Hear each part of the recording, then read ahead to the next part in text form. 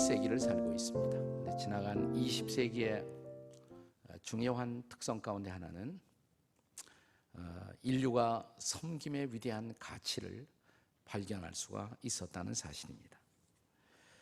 2000년 전 이미 예수님은 사랑하는 제 아들의 발을 씻기는 모본을 통해서 섬김의 리더십을 실천하셨음에도 불구하고 이 섬김의 리더십이 우리 인류에게 공통의 관심을 갖기 위해서는 2000년이라는 시간이 지나야만 했었습니다. 1970년에, 오래지 않았죠. 1970년에 미국 AT&T 경영 교육 책임자였던 로버트 K. 그린리프라는 사람이 매우 의미 있는 책 한 권을 씁니다. 그것은 책이면서도 에세이였는데, 섬기는 리더, The Servant as Leader, 리더로서 섬기는 자라는 매우 의미가 있는 책 한 권을 출판합니다.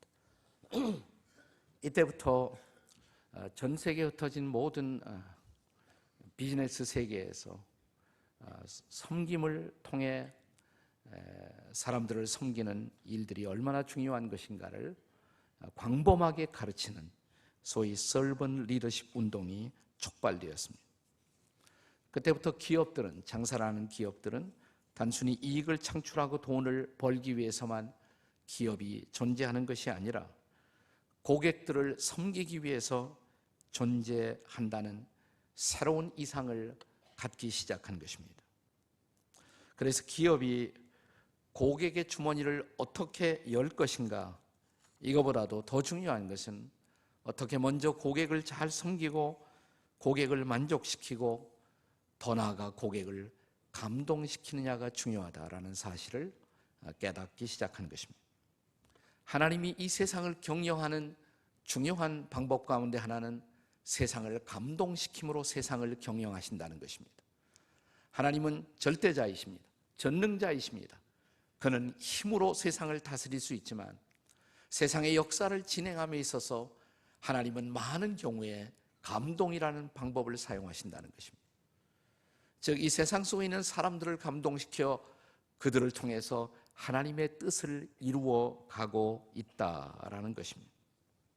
오늘 본문 에스라 1장 15절 이하 11절의 말씀은 이스라엘 백성들이 포로로 잡혀가 70년 동안 포로 생활이 끝나는 시점에서 그들을 다시 고국으로 돌아오게 하고 새로운 나라를 만들기 위한 그런 이스라엘의 회복을 위해서 하나님이 감동하시는 역사의 장을 펼쳐주고 있습니다. 바로 그 장에서 하나님의 감동을 받은 사람들의 모습을 우리는 살펴볼 수가 있습니다. 오늘 본문에 기록된 이 감동을 받았던 사람들은 어떤 사람들이었습니까? 누구였습니까? 첫째로 유대인들입니다. 유대인들이 이 감동을 입습니다. 본문의 5절 말씀을 함께 같이 읽겠습니다. 본문 5절 우리 다 같이 읽겠습니다. 시작. 이에 유다와 베냐민 족장들과 제사장들과 레위 사람들과 그 마음이 하나님께 감동을 받고 올라가서 예루살렘의 여호와의 성전을 건축하는 자가 다 일어나니라. 네. 하나님은 먼저 선민이었던 유대 백성들, 그들 중에서 정치, 종교, 지도자들에게 하나님은 감동하십니다. 그들이 감동을 받고 일어나 고국 이스라엘로 돌아와 성전을 건축하는 위대한 일을 시작하게 됩니다. 그렇습니다. 하나님의 백성들이 헌신하지 않는 곳에서 하나님의 백성에 통한 위대한 하나님의 역사는 진전될 수가 없는 것입니다. 그래서 하나님의 성령은 누구보다 먼저 하나님의 백성들을 감동하시고자 하십니다. 바울 사도가 온 세상에 복음을 전하기로 결심했을 때 먼저 복음을 전하기로 한 것은 누구냐면 유대인들이었어요. 자기의 동족 하나님의 선민이었던 백성들에게 먼저 이 복음을 전하기로 결심합니다. 왜냐하면 선택한 백성이라고 자부하는 그 백성 속에서 복음을 통한 진정한 부흥이 일어나지 않는다면 온 세상에 복음화는 불가능하다고 판단하는 것입니다. 로마서 1장 16절을 함께 읽겠습니다. 로마서 1장 16절 다 같이 읽겠습니다. 시작. 내가 복음을 부끄러워하지 아니하노니 이 복음을 믿는 모든 자에게 구원을 주시는 하나님의 능력이 됨이라. 먼저는 유대인에게요, 그리고 헬라인에게로다. 먼저는 뭐예요? 유대인. 그래서 바울은 가는 곳마다 먼저 그 도시의 유대인 회당에 들어가서 유대인들에게 먼저 복음을 전했습니다. 그러니까 나는 하나님의 백성이라고 자부했던 그들이 먼저 복음의 소중함을 알 때, 그리고 복음의 진정한 능력을 힘입기 시작했을 때 복음은 온 세상에 전파될 수 있다고 바울은 믿었던 것입니다. 저는 이런 순서가 지금도 변함없는 하나님의 섭리의 원칙이라고 생각을 합니다. 그는 지금도 이 세상의 변화를 위해서 먼저 하나님의 백성들을 움직이고자 하십니다. 먼저 하나님의 백성들을 감동하시는 것입니다. 그런데 문제는 뭐냐면 소위 하나님의 백성들이 하나님의 감동을 받는 일에 관심이 없어요. 하나님의 감동받는 것보다도 돈을 버는 일, 그리고 출세하는 일, 명예를 따는 일, 이런 세속적인 일에만 우리의 모든 생각이 팔려 있다면 어떻게 하나님의 역사가 온 세상에 전해질 수가 있겠습니까? 이걸 하나님의 백성들의 세속화라고 합니다. 만약 하나님의 백성들이 하나님의 감동을 받는 것보다도 세속화에 관심을 갖고 있다면 하나님은 어떻게 할까요? 이럴 때 하나님이 하시는 방법은 하나님의 백성들을 심판하시는 것입니다. 먼저 하나님의 백성들을 일깨우는 것입니다. 하나님의 집, 교회를 일깨우시고 교회를 책망하시고 그 백성들을 일깨우는 일을, 즉 자기 집의 심판을 먼저 진행하십니다. 하나님의 집과 하나님의 백성들이 깨끗하여 쓰임받을 만한 자리에 있을 때 그들이 비로소 세상을 변화시키는 중심 축이 될 수가 있기 때문입니다. 어쩌면 이스라엘 역사에 있어서 지나간 70년의 바벨론 포로의 역사는 그 백성을 정화시켜 쓰시기에 합당한 백성을 만드시고자 하는 연단의 시간이었다라고도 할 수가 있습니다. 베드로전서 4장 16절과 17절의 말씀을 우리는 그런 배경에서 이해할 필요가 있습니다. 한번 우리 다 같이 베드로전서 4장 16절 말씀을 읽겠습니다. 시작.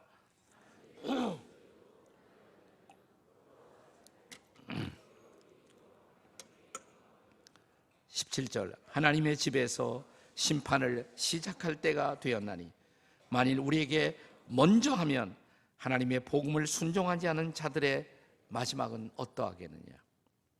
하나님의 백성들이 제자리에 있지 않을 때 하나님은 하나님의 집과 백성들을 먼저 청소하는 일을 하신다는 것입니다. 그렇다면 지금 이 시점에서 우리 이 땅의 하나님의 백성들, 즉 이 땅의 교회가 우리 민족의 회복을 위해서 혹은 통일을 위해서 해야 할 일이 무엇일까요? 그것은 통일 그 자체보다 더 중요한 것이 있습니다. 그것은 우리 자신을 돌아보아 회개하고 하나님의 성령의 감동을 구하는 일입니다.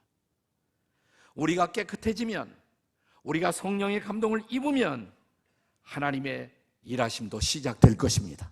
통일도 올 것입니다. 근데 통일이 먼저가 아니에요. 우리가 깨끗해지는 것이 저는 먼저라고 생각을 합니다. 이것이 바로 부흥입니다. 그것을 기독교 역사가들은 리바이벌, 부흥이라고 불렀던 것입니다. 지난날 우리 민족이 일제의 식민지로 민족의 자주권을 상실했을 때, 그때 평양에서는 거대한 부흥운동이 일어납니다. 이것을 우리는 평양 대부흥 이렇게 부르는 것입니다. 평양에서 시작되었던 회개운동과 평양 대부흥은 바로 민족의 운명을 구하려는 거대한 하나님의 섭리의 출발점이었다고 믿습니다. 광복 70년, 그러나 답답하고 가슴 아픈 분단의 세월, 이 70년을 극복하기 위해서는 우리 하나님의 백성들에게 다시 주 앞에 엎드려 회개하고 성령의 감동을 구하는 그런 영적 부흥이 먼저 저와 여러분에게, 우리에게 일어나야 할 줄로 믿습니다.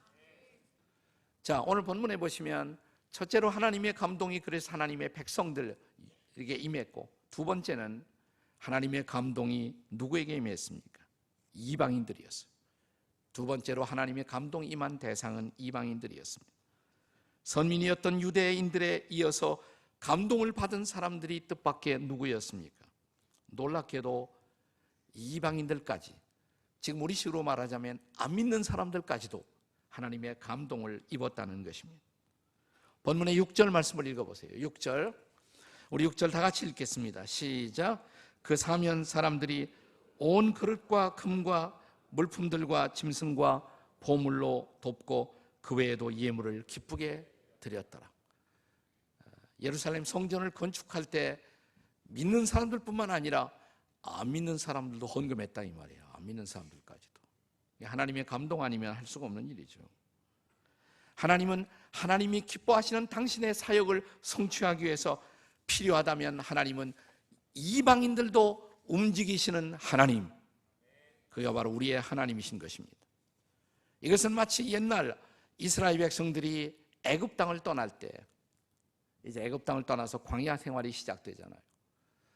가나안 약속의 땅에 들어가기까지 그들에게 많은 필요가 있었습니다.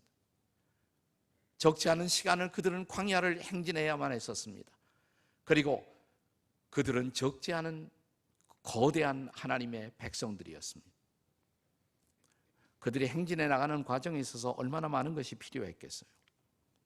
이때 아주 흥미로운 사실 하나는 애굽 땅을 떠나는 사람들을 애굽 사람들이 도왔다는 사실이에요. 최고 지도자인 바로는 핍박했지만 애굽 사람들은 오히려 이스라엘 백성들을 돕는 신기한 사역이 일어납니다. 출애굽기 12장 35절과 36절의 말씀입니다. 같이 한번 읽겠습니다. 시작. 이스라엘 자손들이 모세의 말대로 하여 애굽 사람에게 은금 패물과 의복을 구하며 여호와께서 애굽 사람들에게 이스라엘 백성들에게 은혜를 입히게 하사 그들이 구하는 대로 주게 하심으로 그들이 애굽 사람의 물품을 취하였더라. 바로는 핍박하지만 애굽 사람들은 떠나는 이스라엘 백성들에게 그들이 가지고 있던 물품을 아낌없이 나누어 주었다는 사실이에요. 신기한 일이 아닙니까? 여러분, 하나님은 원하시면 얼마든지 안 믿는 사람들도 움직이시고 감동하시는 하나님이십니다. 그렇습니다. 하나님의 주권은 예배당 안에만 갇혀 있는 것이 아닙니다. 하나님은 예배당 안과 밖에서도 여전히 하나님이십니다. 하나님은 필요하다면 안 믿는 사람들도 동원하셔서 하나님의 섭리를 이루시는 하나님이십니다. 그렇기 때문에 우리들이 중보 기도를 할 때 그 기도의 영역이 좀 충분히 넓혀져야 할 필요를 여기서 발견할 수가 있습니다. 밤낮 우리 믿는 사람들만, 교회를 위해서만 기도하지 말고 우리 주변에 안 믿는 사람들 위해서도 기도할 필요가 있다는 사실입니다. 인생이란 어차피 믿는 사람들과 안 믿는 사람들이 어우러져 살아갈 수밖에 없는 것이고, 그렇다면 우리 주변에 우리들과 더불어 나란히 삶의 어깨를 같이 하고 있는 안 믿는 이웃들을 위해서 기도해야 할 책임이 우리에게도 있다는 것입니다. 안 믿는 이웃들의 삶의 마당에서 우리 안 믿는 이웃들이 고통을 당하는 것을 보았을 때 우리가 그들에게 접근해서 제가 좀 기도해도 될까요? 이렇게 말을 건네보면 뜻밖의 안 믿는 사람들이 예, 기도해 주세요, 이렇게 응답하는 사람들이 적지 않다는 거 여러분 아십니까? 한번 해보세요. 사실인가 아닌가? 오늘이 지나기 전에 우리 주변에 고통당하는 이웃들에게 다가서서 이렇게 한번 말해 보십시오. 제가 좀 기도해도 될까요? 요즘 힘든 시간 보내시고 있는 것 같은데 제가 기도해도 돼요? 오, 기도해 주세요. 한번 붙들고 기도해 보세요. 옆에서 안 믿는 사람이라 할지라도 갑자기 그들의 마음이 열리고 성령의 감동이 임하는 것을 종종 경험할 수가 있습니다. 혹은 힘들어하는 이웃들에게 다가서서 이렇게 말해보세요. 힘내세요. 아직 기도할 단계가 안 되었다고 믿으면 힘내세요. 저도 기도하고 있어요. 이렇게 우리가 그들에게 다가설 수 있다면, 사랑하는 여러분, 어느 날 안 믿는 이웃들이 오히려 우리의 동력자가 되어 우리의 사역을 돕는 놀라고 신기한 기적들이 일어날 수가 있다는 사실을 믿으시기 바랍니다. 결국 우리 모두는 믿든지 안 믿든지 신불신간에 우리 모두는 하나님의 통치 아래 살고 있다는 사실입니다. 믿는 사람들만 하나님의 통치 아래 사는 것이 아니라 믿는 이웃들도 하나님의 통치 아래 있다는 것, 그리고 하나님은 원하시면 언제든지 우리 안 믿는 이웃들도 감동하실 수 있다, 이것을 믿으시기 바랍니다. 본문에 세 번째 대상이 있습니다.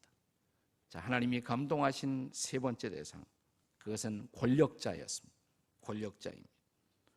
무엇보다 이스라엘 회복의 역사에 있어서 하나님의 가장 놀라운 감동은 고레스라는 왕, 당대의 최고의 권력자를 향한 것이었습니다. 본문의 7절과 8절을 다시 읽겠습니다. 본문의 7절 8절 함께 읽겠습니다. 시작.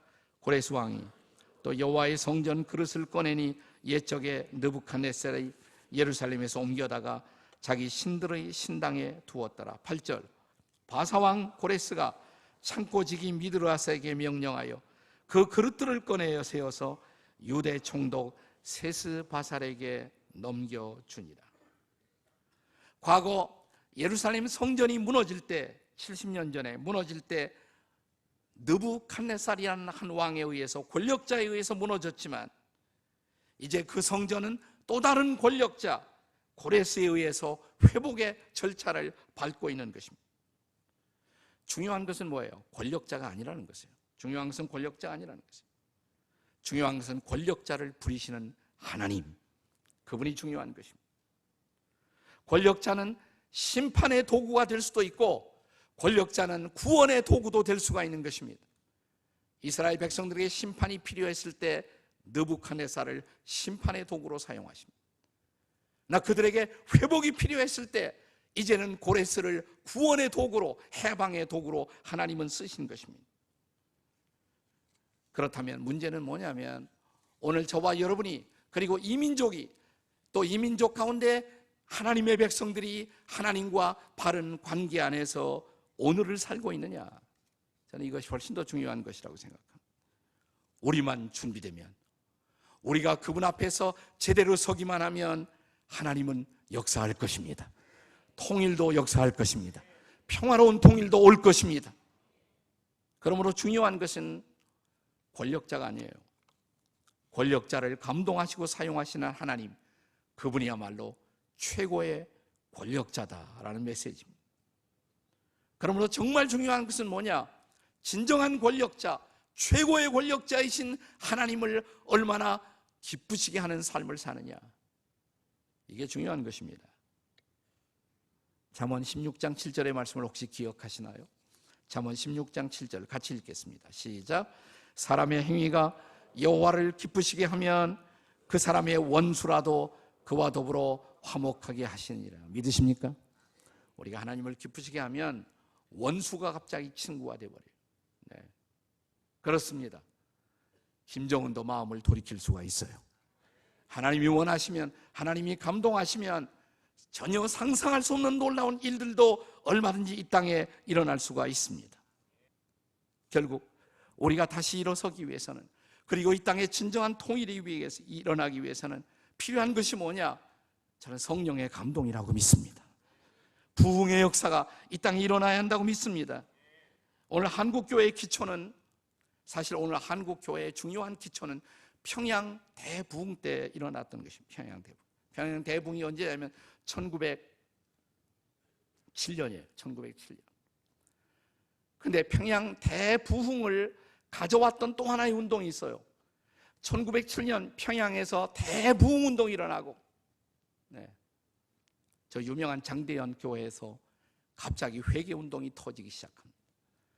사람들은 통곡하면서 교회를 떠날 줄 모르고 회개하고 저들의 죄를 주님 앞에 고백하고 훔쳤던 물건들을 다시 돌이켜주고, 깜짝 놀라서 안 믿는 사람들이 교회로 찾아오기 시작하고, 교회마다 위대한 부흥이 일어나고 민족이 깨끗해지고, 그리고 하나님을 향한 놀라운 갈망의 마음들이 일어나기 시작하는 것입니다. 그런데 그 평양 대부흥의 원인이었던 운동이 3년 전에 있었어요. 그건 어디냐면 영국의 웨일스 대부흥 운동이라는 것이에요. 웨일스 대부흥. 그러니까 우리는 몰랐지만 이 땅에 와 있던 선교사님들이 알았어요. 선교사들이. 영국 웨일스에 거대한 하나님의 부흥의 불이 떨어졌다. 그 소식을 듣고 선교사들이 먼저 기도하기 시작한 것이에요. 하나님, 이 땅에 웨일스 같은 부흥을 주십시오. 선교사들이 기도하다가 선교사들끼리 자기들끼리 싸우던 것들을 회개합니다. 기도하다가 은혜를 받아요. 그 소식을 듣고 평양 장대현 교회에서 기도의 운동이 일어나는 것입니다. 그것이 평양 대부흥의 중요한 열쇠가 된 것입니다.